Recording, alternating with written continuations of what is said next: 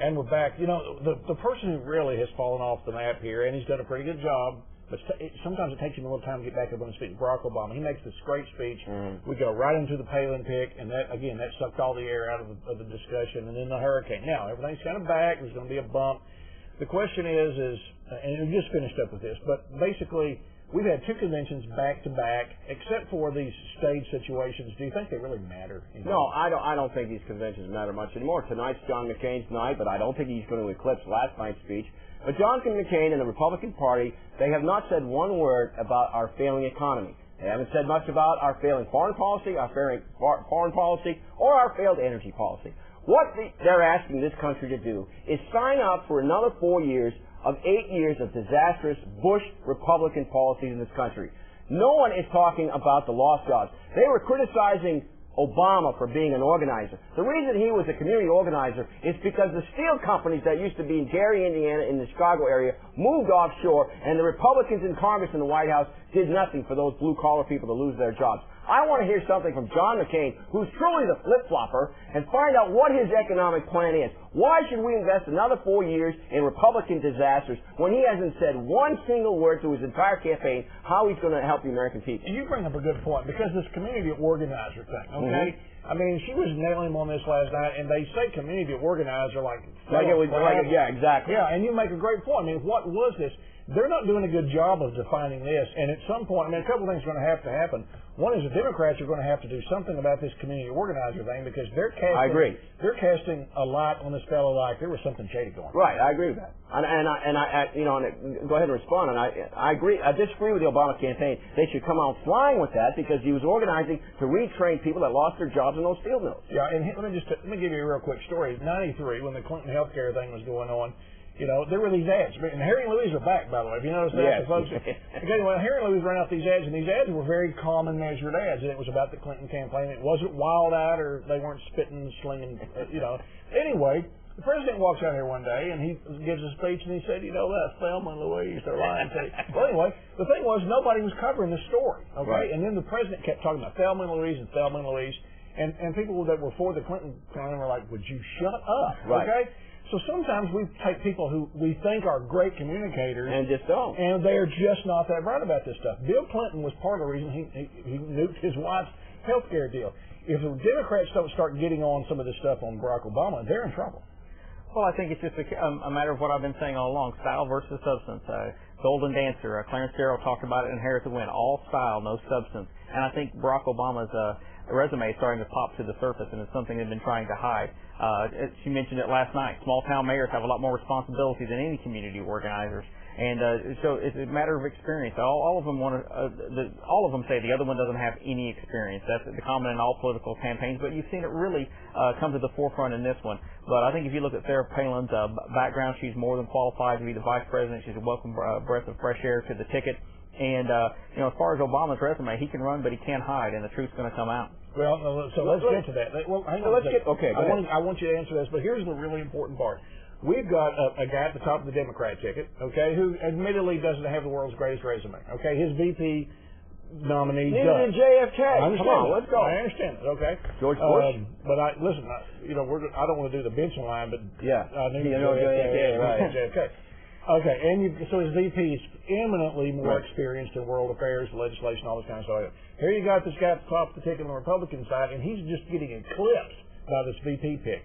The question is, and you keep your thought, but basically, have we come to a point where people are making their minds up in America based upon emotion instead of thought?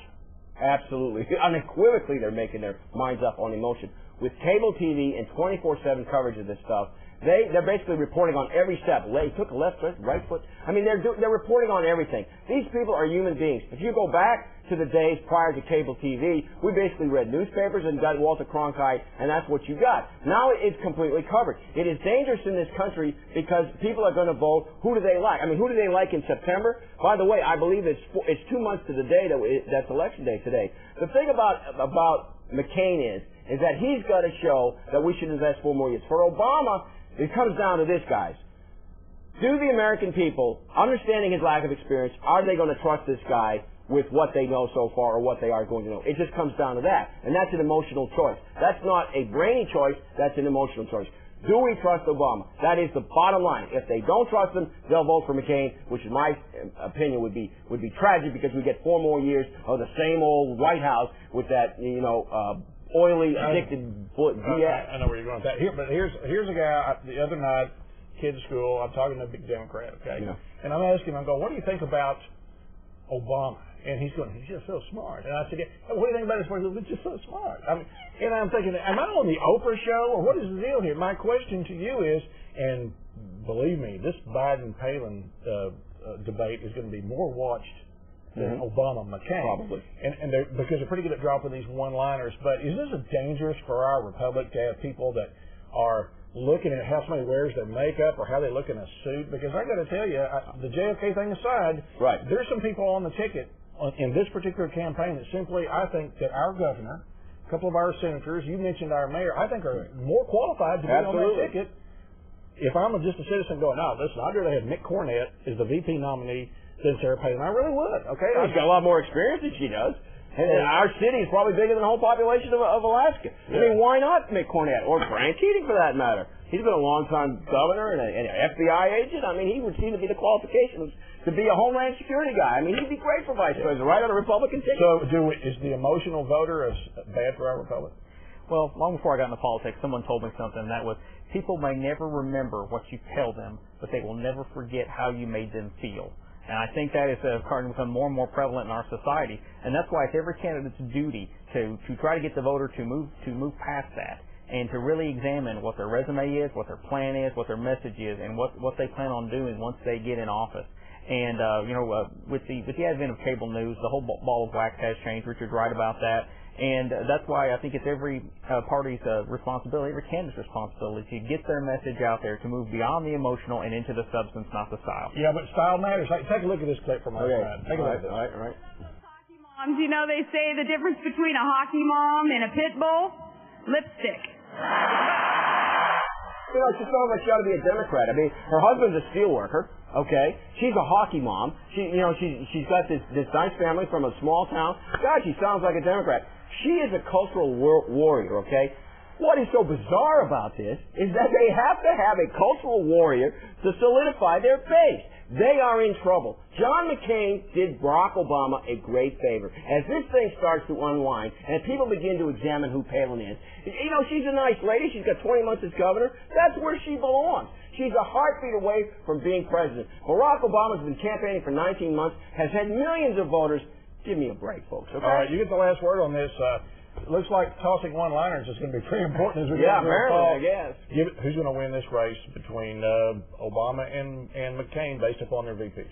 Well, speaking of one-liners, I think come November 4th, John McCain's going to say "Hasta la vista, baby" to Barack Obama, and we're showing the beginning of that. We're seeing their tickets start to unravel. They're disorganized behind the scenes with the Clintons. Even some of the Clinton supporters not being totally behind them. So I think last night was the beginning of the end for the Democrat ticket. You know what I want to say? The old line from Ronald Reagan. Where's the beef? John McCain, where's the beef tonight? Let's hear it. Let's hear what your plan is instead of tax breaks for the rich and the wealthy, okay? Where's the beef from Ronald Reagan? They're blessed God over there on the right.